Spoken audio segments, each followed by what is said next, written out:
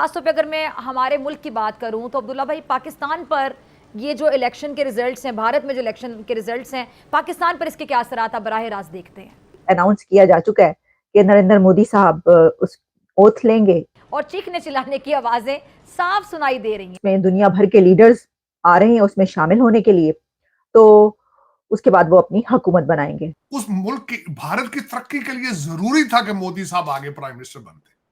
इसलिए इलाकाई सतह के ऊपर अगर बीजेपी की हुकूमत बनती है तो फिर आपको इस किस्म की जो इंकर्शंस हैं वो ज़्यादा नज़र आएंगी, यानी कि जहाँ वो पाकिस्तान के ख़िलाफ़, चीन के ख़िलाफ़ और बाकी जो इलाकाई ताकतें हैं उनके ख़िलाफ़ जो है एक बड़ा वाज़ेह शिद्दत पसंदाना जो है रवैया भी इख्तियार करेंगे और उसकी बेस भी बनाएंगे।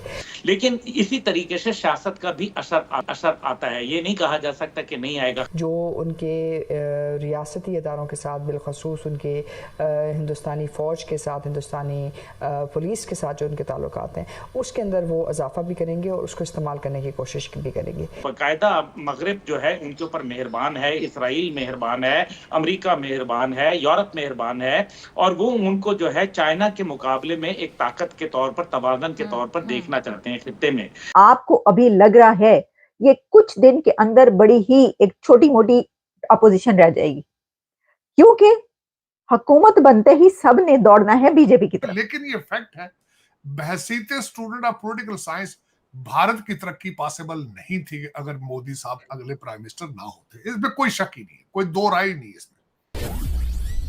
नमस्ते दोस्तों, जय हिंद। हिंदुस्तान स्पेशल में आपका स्वागत है दोस्तों। जैसा कि दोस्तों आपने क्लिप में देखा, जैसे ही एनडीए ने 300 का आंकड़ा पार किया, पाकिस्तानी मीडिया चीख उठा। भारत में लोकसभा चुनाव के बाद अब गठबंधन सरकार बनने जा रही है। प्राइम मिनिस्टर मोदी के नेतृत्व में एनडीए गठबंधन सरकार बनाने जा रहा है। इसी बीच पाकिस्तान की सरकार से अभी तक कोई प्रतिक्रिया नहीं आई है, वह भी तब जब पाकिस्तानी प्राइम मिनिस्टर शहबाज शरीफ के पद संभालने पर प्राइम मिनिस्टर मोदी ने उन्हें बधाई दी थी। पाकिस्तान का यह भी कहना है कि इस गठबंधन सरकार में भी भारत की इस्लामाबाद के प्रति नीति में कोई बदलाव नजर नहीं आ रहा। पाकिस्तान के एक अधिकारी ने एक्सप्रेस ट्रिब्यून अखबार से बातचीत में कहा कि सरकार का आंतरिक आकलन है कि प्राइम मिनिस्टर मोदी के तीसरे कार्यकाल में भारत की पाकिस्तान के प्रति नीति में कोई बदलाव नहीं होने जा रहा।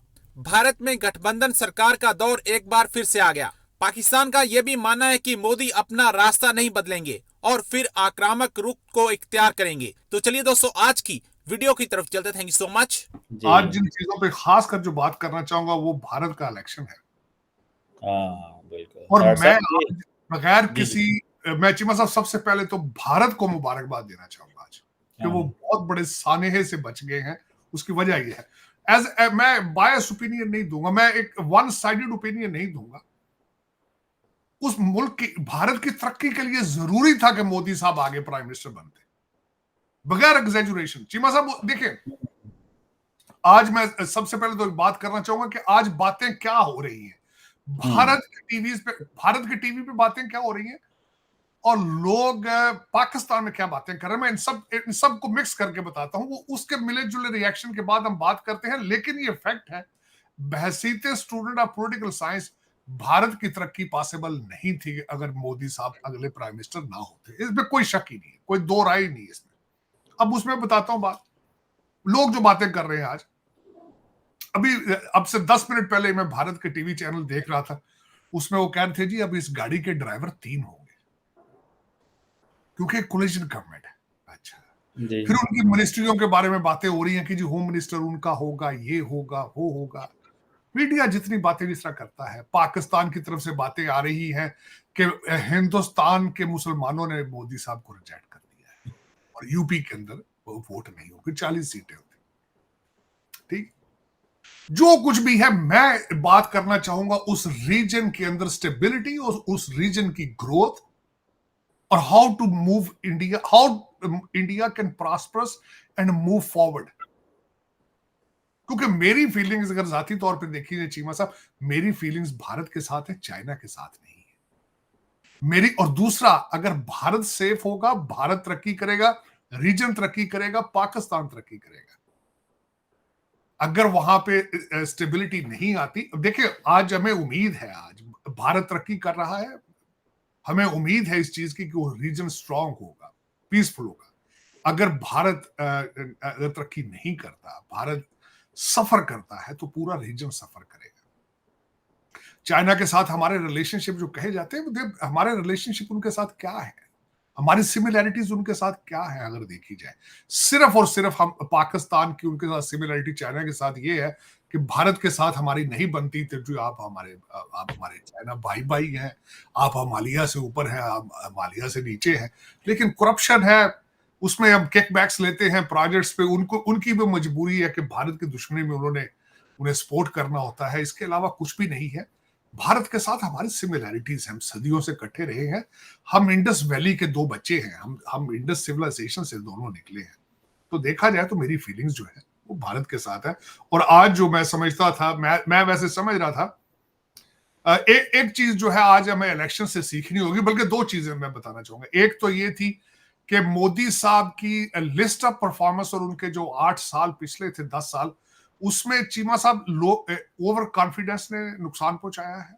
लोग निकले नहीं है, लोग समझते थे कि मोदी साहब तो आए कि आए, जिस तरह वो एक बात होती थी इस बार मोदी 400 पार, तो उसमें लोग ओवर कॉन्फिडेंट होके तो कई लोगों ने वोट ही नहीं, बाहर निकले नहीं, टर्नओवर जो थी वो कम थी। दूसरी चीज आज जो देखी गई है, कांग्रेस के राहुल गांधी साहब मुसलसल इसको कहते थे कि ये मोदी वोटिंग मशीन है। तो आज दूसरी चीज जो है वो ये साबित हो गई है कि भारत की जमहूरियत जो है वो दुनिया में एक स्ट्रॉन्ग जमहूरियत है। ये आज प्रूव हो चुका है कि उनका ईवीएम सिस्टम भी सही काम करता है और वहां पे हकीकी, जिसको कहते हैं ना, अमेरिका से बेहतर जमहूरियत है आज। मैं आपको आज इस चीज की गवाही देता हूं, इस चीज की। मैं 2-3 दिन मुसलसल जसदीप के साथ टीवी पे साथ अटैच रहा हूं। भारत के अंदर मेरे कई दोस्त जो इलेक्शन लड़ रहे थे, उनको इसलिए आई वाज इन्वॉल्व, कई बड़े बड़े नाम थे इसके अंदर, और 2 दिन मैं और जसदीप मुसलसल टीवी के साथ हम अटैच रहे हैं।